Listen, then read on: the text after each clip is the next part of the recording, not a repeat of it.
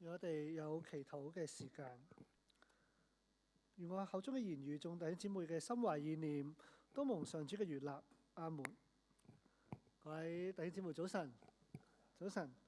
咁咧呢一排咧，對於我嚟講咧，最忙嘅工作嘅部分咧，就係關心兩校嘅小六嘅學生，有一啲深入啲嘅關懷啦。因為佢哋有一啲嘅同學仔咧，已經揀咗學校啦，有啲就等緊7月嘅時候咧，就係咪叫大抽獎嘅部分，佢哋就可以揾一間好嘅中學啦咁樣。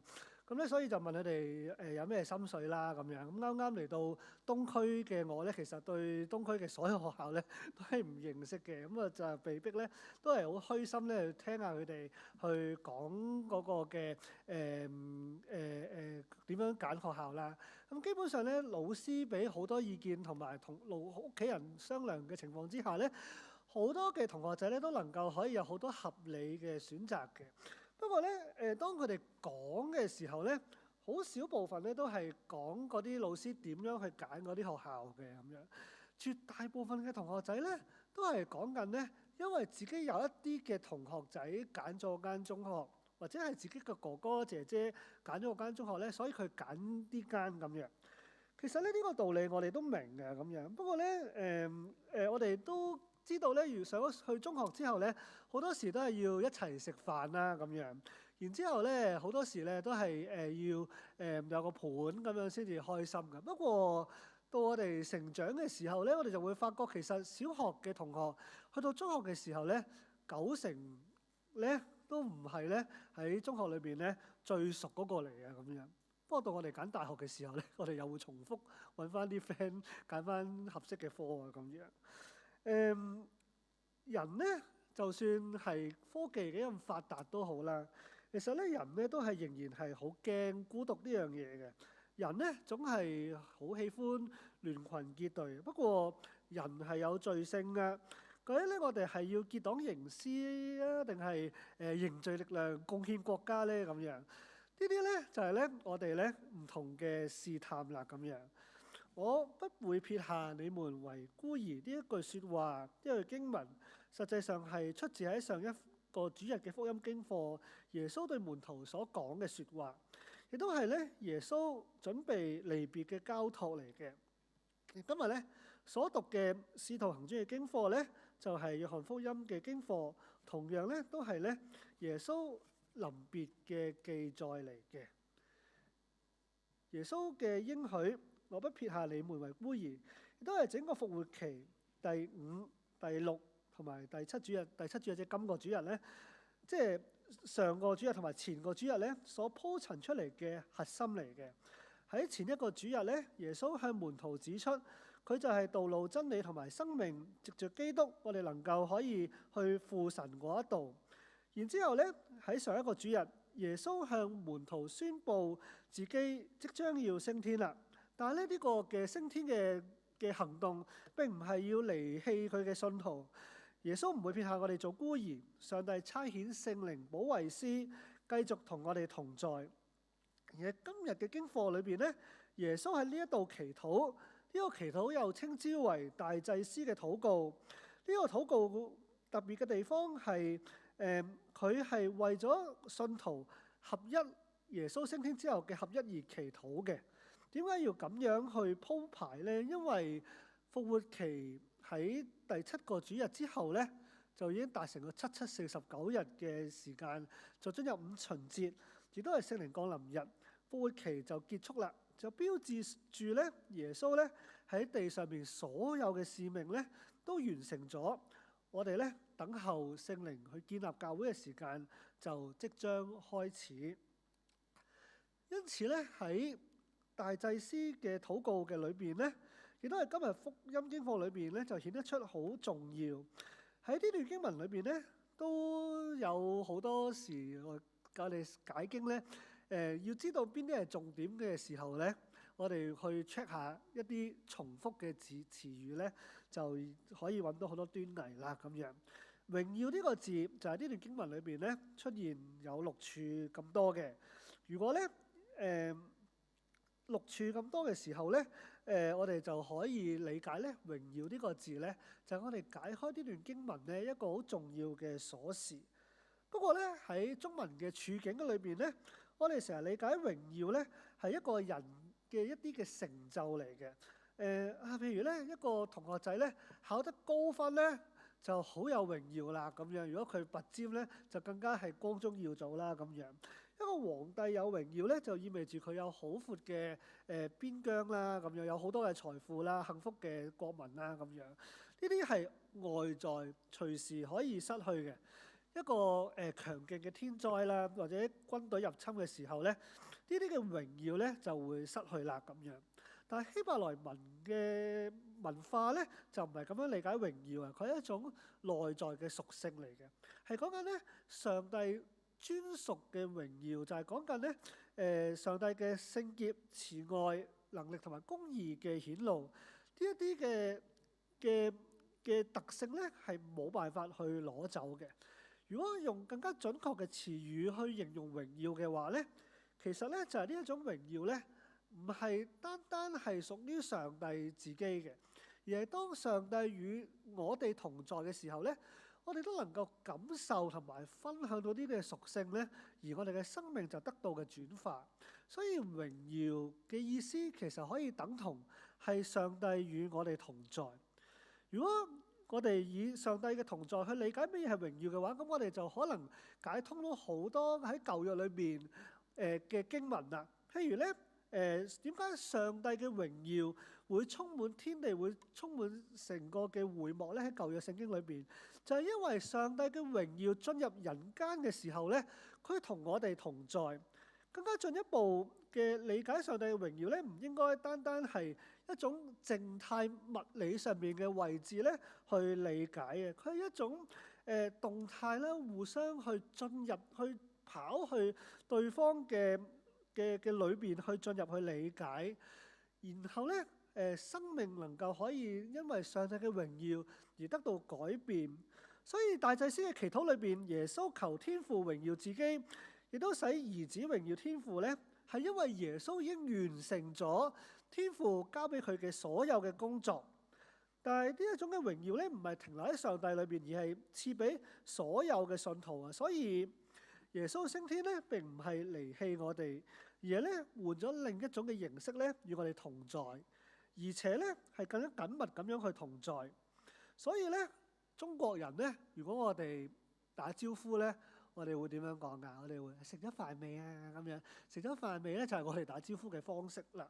猶太人咧打招呼咧，就會話願主與你們同在咁樣。被問嗰個咧就話也與你同在咁樣。我哋咧而家可以試下咧同隔離位嗰個咧咁樣打招呼，願主與你們同在。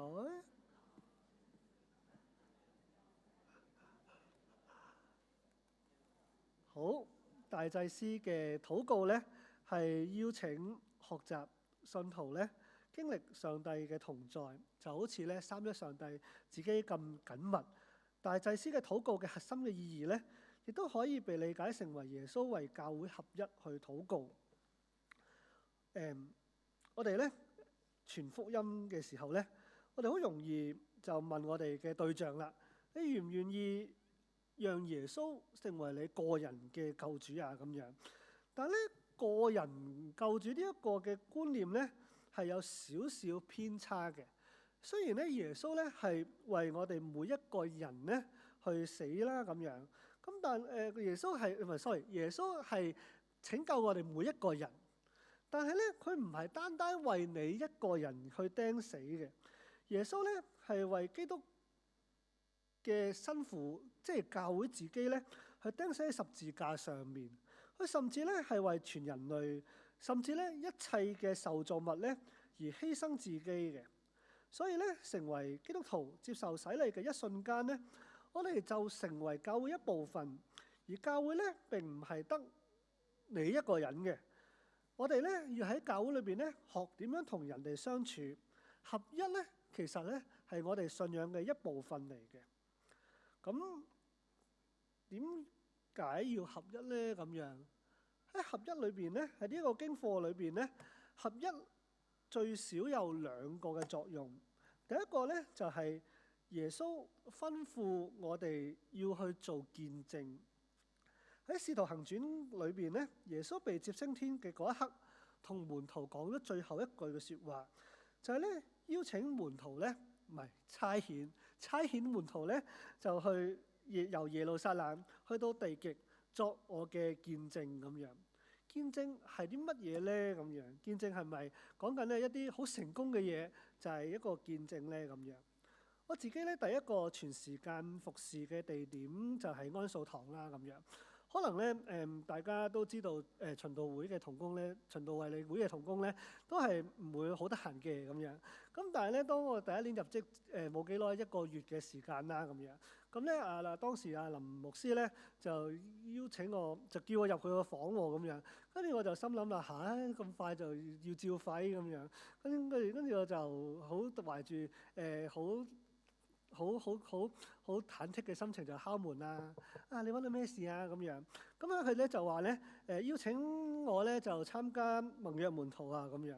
咁咧起初咧我嘅身體咧就好困難嘅，但係心靈就好願意嘅咁樣。咁咧因為唔知係咩嚟咧，咁我就聽話咁就去參加啦咁樣。咁咧喺裏邊嘅過程嘅裏邊咧，我發覺咧都係一個咧對於我嚟講係一個非常之寶貴嘅時間嚟嘅。即係對於我嚟講咧，佢唔係加多一個工作，而係咧喺裏邊咧慢慢咧係學識得啲點樣同人去傾偈同埋去溝通。因為咧喺盟約嘅裏邊咧，我哋咧冇人扮演一個屬靈嘅偉人啦咁樣。即係就算佢係咩人都好咧，佢都會喺各樣嘅事上面咧間唔中咧都係會有啲跌倒嘅時間嘅咁樣。即係有時會唔記得靈修啊，我意思係咁樣係啦，即係呢啲嘅跌倒啦，我意思係咁咧喺裏邊咧，我哋就非常之坦誠啦咁樣。我哋咧唔會因為守唔到盟約裏邊所定嘅約章咧，就扮晒嘢咁樣。其實都好忙啊，守唔到啊咁樣，而係都係好真誠分享自己嘅需要，然之後喺彼此督責嗰個問責裏邊咧，都係互相去好深入嘅交流。慢慢咧，其實都會分享得越嚟越深入，就唔再淨係守約章裏邊嘅嘢啦，更加係完咗之後會食飯啊，交流嘅時候咧，會多啲係生命裏邊唔同嘅人嘅侍奉嘅裏邊咧，都有好多嘅掙扎啊，或者係困難嘅時候咧，大家咧都能夠咧可以好坦誠咁樣去分享咁樣。所以呢個嘅經驗咧，對於我嚟講係非常之重要嘅，因為呢一套盟約門徒嘅小組嘅形式咧，都係慢慢咧喺大專嘅小組裏邊咧帶入去俾當時嘅年青人。無論係以前嘅華英咧，或者其他嘅學校，甚至咧我去到其他嘅宗派咧，就做中學生嘅工作咧，都係用同一個嘅工具去分享俾當時嘅中學生去分享嘅。相信咧有少部分嘅人都會覺得咧，同年青人溝通係好困難㗎咁樣，因為咧我哋咧好習慣咧，一溝通嘅時候咧就問一啲對方咧好核心嘅問題啊，譬如咧拜年嘅時候咧，就會問得好清晰啦咁樣。喂，你考試考成點啊？幾多分啊？幾多名啊？次啊咁樣。咁咧，如果代入翻佢嗰個嘅角色咧，即係當然唔會有小朋友咁樣問翻我哋啊。不過咧，佢問翻我哋就可能佢會問咩咧？咁你幾多錢人工啊？咁個月嘅考績係點樣咧？咁樣。跟住你又可能會問佢年青人你有冇拍拖啊？咁樣。跟住佢可能個回應咧就係咁你同你太太點啊？尋晚你有冇做錯啲咩啊？咁樣咁咧，如果佢咁樣問你嘅話咧，你可能都會覺得有少少冒犯嘅。我相信雖然係誇張咗啲咁樣，但係咧一個坦誠嘅分享咧，可能有時喺一啲嘅組織裏邊咧輩份可能係有啲嘅差異，但係咧當我哋能夠可以做到坦誠一啲啦，謙卑一啲啦，去多啲聆聽嘅時候咧，當對方被感覺到尊重嘅時候咧，對方嘅分享咧就會更加深入啦咁樣。所以咧，團契嘅目的咧就係能夠可以同上帝建立深厚嘅關係。所謂嘅見證咧，其實咧就係能夠咧可以喺團契裏邊咧可以做到深入嘅分享同埋交流。一樣嘢咧就係合一嘅見證啦咁樣。當一個小組如果冇上帝嘅話咧，咁就好得罪講句咧，嗰個小組就會變得係一種結黨營私嘅狀態啦咁樣。但係咧，如果相反另一個層面嘅話咧，我哋喺教會裏面侍奉一段長嘅時間，但係對我哋覺得對身邊嘅戰友認識得好少嘅時候咧，其實咧都係一種可惜嚟嘅，即係我哋弟兄姊妹，我哋唔係同事嚟噶嘛，應該。咁所以咧，如果兩面都能夠兼顧嘅話咧，我哋就能夠可以見證到上帝啦咁樣。剛才講合一嘅作用啦，第一個係講見證上帝，另一個咧就係講緊對抗苦難、抵擋魔鬼嘅攻擊。喺今日書信嘅經課裏邊咧，彼得鼓勵我哋，如果有火一般嘅試煉嚟到嘅時候咧，都要歡喜快樂。彼得又話：魔鬼喺地上面走來走去，尋找可吞吃嘅人，我哋要用信心去抵擋佢。所以咧，彼得所講咧嘅歡喜快樂嘅心係嚟自邊度嚟嘅咧？咁樣係因為咧，知道你哋喺世上嘅眾弟兄咧，都經歷呢一個咁樣嘅苦難。因為我哋只有合一嘅時候咧，我哋咧先至可以睇到弟兄姊妹咧都同我哋一樣咧受一樣嘅苦。當我哋係一樣去一齊去祈禱嘅時候咧，祈禱咧就會令到我哋受苦嘅心咧能夠有恢復，得到安慰同埋力量啦咁樣。今日咧崇拜有門徒嘉許禮啦，會有分享啦，係咪？咁咧我都想分享自己咧讀門徒嘅一件事。我讀金色門徒嘅時間咧就係2020年至2021年嘅時間嘅。嗰年咧對於我最特別嘅地方咧就係咧我係當時係讀神學嘅最後一年，係 final year 咁樣。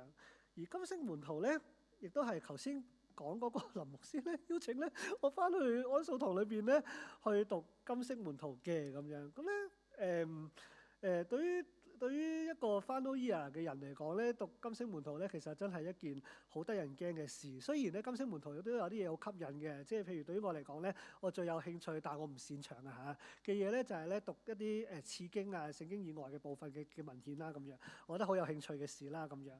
咁咧但係咧 final year 咧其實都好多嘢做嘅，又要講論文啦，又要畢業論文啦，又要揾工啦，又要有好多嘅事去做啦咁樣。但係咧對於我嚟講咧係一個係救贖嚟嘅咁樣。咁咧點解係救贖咧？明明係得閒乜嘢唔得閒病啦咁樣，得閒係啦。咁咧冇錯啦，就係個病字啦。嗰陣時咧都係疫情嘅時間啦。咁大家都知道咧，嗰陣時社會都係好複雜啦，都真係有火啦。之前嗰個嘅時間咁樣。咁咧開始咧有疫情嘅時間咧，都係有好多嘅限聚令啦，好多 Zoom 嘅時間啦咁樣。咁咧冇錯，確實咧用 Zoom 咧上堂咧係可以令到我可以完成到嗰個嘅學業嘅。不過對於冇得住宿舍嘅人嚟講咧，係即係我啊，即係冇得住宿舍要走讀嘅人嚟講咧，係同人嘅交流咧就好有限制啦咁樣。咁勉強咧走去神學院裏邊揾啲同學食飯咩咁樣，咁都唔可以超過4個人啦。咁咧，所以咧對於慢熱但係我唔悶得嘅我嚟講咧，實在係非常之折磨啦。同埋當時喺社會上面都係經歷咗好多唔同嘅事嘅裏邊咧，都係需要係揾啲人去傾訴嘅咁樣。咁所以咧金色門徒嘅當時嘅聚合嘅人咧，就唔係淨得安素堂嘅人㗎喎。咁咧仲有我以前母堂，我以前母堂，我嘅母堂大埔堂嘅弟兄姊妹啦咁樣。咁咧喺嗰個嘅門徒裏邊咧，其實咧聽到好多嚟自自己以前成長嘅地方，佢哋經歷過嘅嘢，佢哋嘅故事交流嘅時間咧，其實咧都係發現咧，其實大家都喺嗰個迷惘同埋喺苦難嘅裏邊喎咁樣。喺金色門徒裏邊就可以咧有好多嘅困難同埋需要咧，喺雖然都係用 Zoom 好多嘅，但係咧喺裏邊咧都係我哋可以做到祈求、禱告同埋承託，亦都咧完成咗呢位循道衛理會嗰陣時嘅一個嘅心願啦咁樣。咁咧所以咧見證同埋對抗苦難咧，就係咧一個合一嘅見證啦。就係合一嘅作用啦咁樣。所以咧，教會咧亦都係我哋實踐上帝與我哋同在嘅地方。只有喺教會裏邊咧實踐上帝與我哋同在嘅時候咧，我哋就能夠咧見證到咧上帝與我哋嘅同在啦咁樣。去到總結嘅部分，又同大家咧講一個教會古老嘅傳統。好多嘅時候咧，我哋咧都會用船去比喻教會嘅。係邊一個用船去比喻教會先嘅咧？咁樣其實咧就係教父希波律陀嘅著作《論基督與反基督》咁樣講嘅。佢話咧，大海如同世界，教會咧如同海上面嘅船隻。喺嗰個嘅波濤裏邊咧，雖然咧都係好多嘅顛簸，但係咧佢唔會滅亡嘅，因為咧佢有一位經驗豐富嘅船長基督，佢帶領住戰勝死亡嘅工具，就係教會應當背負嘅十字架。佢嘅繩索如同基督嘅愛，將教會緊緊相連，鐵牢伴隨着他，如同基督神聖嘅誡命，堅定如鋼鐵。佢嘅梯子象徵基督受難嘅標誌，引領信徒升天。我哋咧喺船裏邊就享有安息，如同基督國度嘅先知。我哋咧喺先知殉道者同埋使徒嘅隊伍裏邊，同佢哋咧一同作見證。希波律陀嘅世界咧，如同今日嘅世界一樣。當時咧，羅馬皇帝咧都係迫害緊教會，有好多嘅牧師同埋教宗咧係被監禁，有敬虔嘅信徒被異教徒殺害，各地經歷戰爭、瘟疫同埋饑荒。佢哋都係好難傳福音嘅，因為其他宗教盛行，亦都有好多好墮落同埋好邪惡嘅習俗，人咧好難信耶穌。教會咧就好似一個好孤獨嘅船喺黑暗裏邊，喺海面上面航行。但係船裏邊嘅人充滿住盼望，因為咧佢哋知道船上面嘅每一個人都係深深咁樣係被我哋嘅上帝所保護、所愛錫。冇一個人係被上帝所撇棄，冇一個人係孤身喺危險嘅裏邊。更加重要嘅係，我哋有復活嘅盼望。我哋雖然經過黑暗嘅苦難，但係咧我哋總係迎接清晨嘅光輝咁樣。好多嘅教堂嘅設計咧，都係咧有船嘅意象喺裏邊啦咁樣。雖然我哋北角堂就冇嘅咁樣，但係咧我就覺得佢都好似一個船咁樣。包括呢度都似一個航空母艦啦，係咪？咁咧我哋喺呢個嘅地方裏邊咧，都係一齊去聚會啦咁樣。我哋咧相比起成個北角區嚟講咧，我哋人數嘅比例咧，都係真係唔係算好多咁樣。